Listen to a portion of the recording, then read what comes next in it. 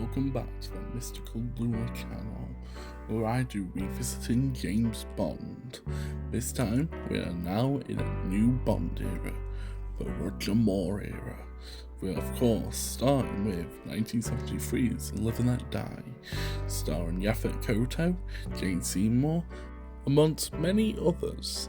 And it doesn't come without saying, but this video contains spoilers on the film, so you have been warned, and so it's now time to start revisiting 1973's Live and Let Die. Live and let die.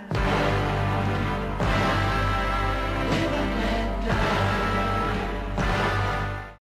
As said previously, our Bond is Sir Roger Moore on the left. This being after his role as Simon Templar in The Saint, and our Bond girl is Jane Seymour on the right. And our director for this film is Guy Hamilton, who previously directed Diamonds Are Forever and Goldfinger, one being a little controversial and the other being one of the franchise's best to many. Well, apart from me, but that's more on Goldfinger Revisited if you haven't seen it already.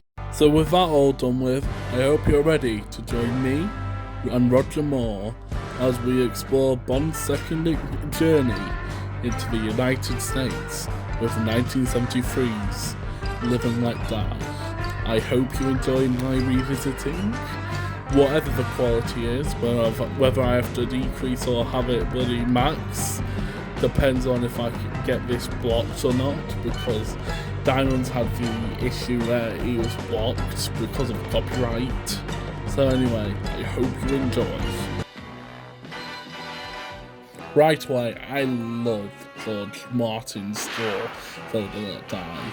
It's a real great one of my favourites by far, easily. I think it took a further rewatch to realise that you could actually see Solitaire and Mr. Big Slash Kananga before it cuts to bloody New Orleans and the funeral, which has the infamous... Whose funeral is it? Yours. A first look at San Monique, which this area will be revisited later when Bond returns to rescue Solitaire near the end of the film. Controversial take here, but Live and Let Die is an overrated title song for Bond. Sure, it's great, but it's not one of my favourites personally. This is like one of few times, right, where we see Bond's residence in the franchise, especially pre-Craig. In fact, I don't think we actually do see Bond's residence before Craig. It reminds me if I'm wrong in the comments, if we see Bond's residence in any other film before the Craig era, because generally I don't remember. So this actually serves as a little Q branch scene, but it doesn't have Q because Desmond was busy filming the TV series Follyfoot at the time, apparently, so that must be why there's the scene here at Bond's residence instead of Q branch, I'm guessing. Or MI6, in fact. Yeah, this must be like the first Bond film but there's no MI6 scene. I haven't realised that till recording this bit right now. Bloody hell. For some reason, when I think of Live and Let Die, when I rewatch it, I always think of this scene with Solitaire's, little monologue, is it? I want to say, when she's flipping over the cards. I don't know why, though. The first appearance of David Henderson's Felix Leiter, aka my personal favourite, and father-in-law to Jodie Foster. Hello, Felix. You know how I hate to trouble you, but I've run into a little bother. Only Roger's Bond could say that convincingly, I believe. You can't hear Sean Connery or Timothy Dalton or even Pierce Brosnan say that. I love this little moment where he has the shopkeeper bloody on the phone, and then it cuts to bloody Felix Leiter's ally, which I forgot the name currently. But honestly, it's an amazing little cut, thinking like the ally is really part of Mr. Big / Kananga's party. Love this cut yet again. Thinking that the ally is part of Mr. Big / Kananga's party. They must have gone in. For some random reason, sometimes I just have my hands around my back, walking like Roger does in this bloody scene. It just happens randomly and genuinely. I don't know why. Stop it! Even more magnificent filming by Guy Hamilton, so having the ally say freeze it, like he's about to bloody arrest Bond or shoot him because he's part of Mr. Big / Kananga's party. But no, then it gets revealed, of course, that he's part of Felix Leiter's group, which honestly is some great filming in my opinion. Illuminating. Mrs. Bond has been expecting you. Right, Mrs. Bond, aka Rosie Carver. I'm not that big of a fan personally. Sure, she's just a little bit annoying for me. I'm fine with some annoying characters like J.W. Pepper, for example, but that's for when we get onto him in a short while. But Rosie Carver, very annoying for me, in my opinion. I don't even know what side she's on, bloody. That's bloody how bloody much I don't enjoy her. This is a great bit of suspense, seeing that the snake let in by one of Mr. Big / Kananga's party members while Bond's in the bath shaving. Of course, it leads to one of the most memorable kills of the franchise, which isn't to a human being, with the bloody aftershave and cigar bloody blowtorching the snake. I really enjoyed Quarrel Jr. as a character in Live and Let Die, way more than bloody Rosie Carver any day of the week. And yet, we don't talk about him much in the community over on Twitter, right? I barely see tweets about him. I'm not leaving this out because Roger just looks badass bloody smoking a cigar while paragliding over Mr. Big's compound. What a bloody badass look for Bond, bloody with a paraglider and fucking cigar.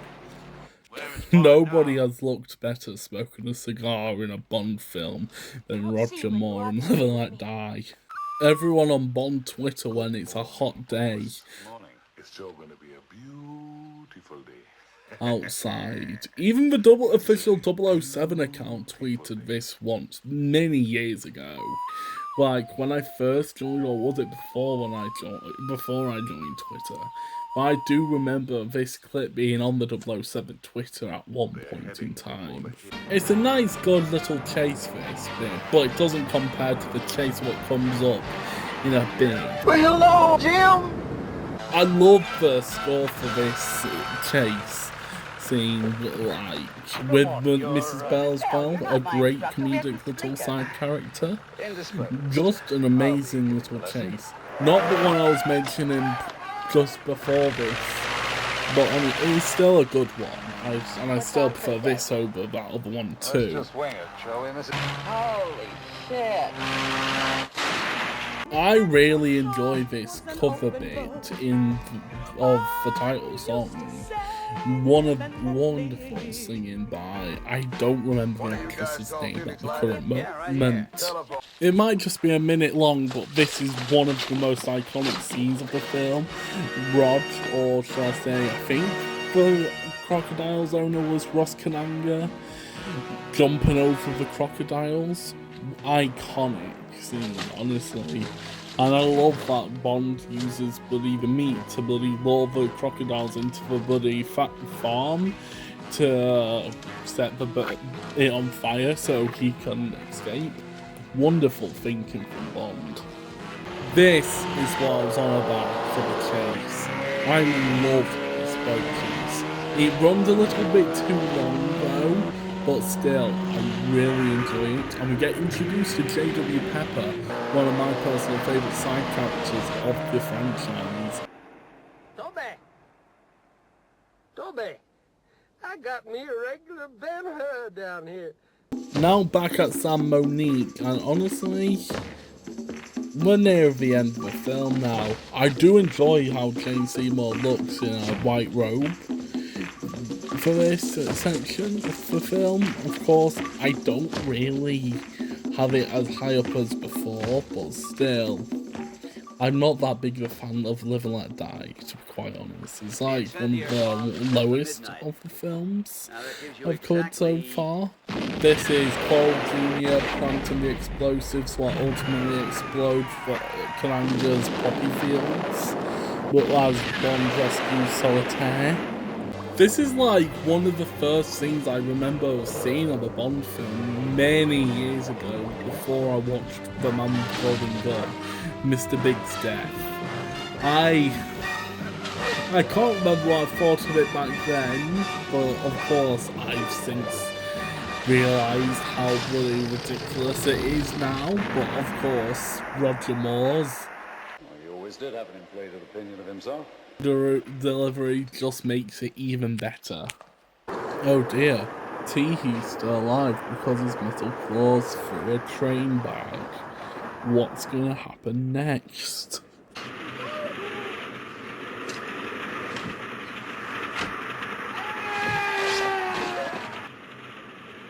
Just being disarming, darling.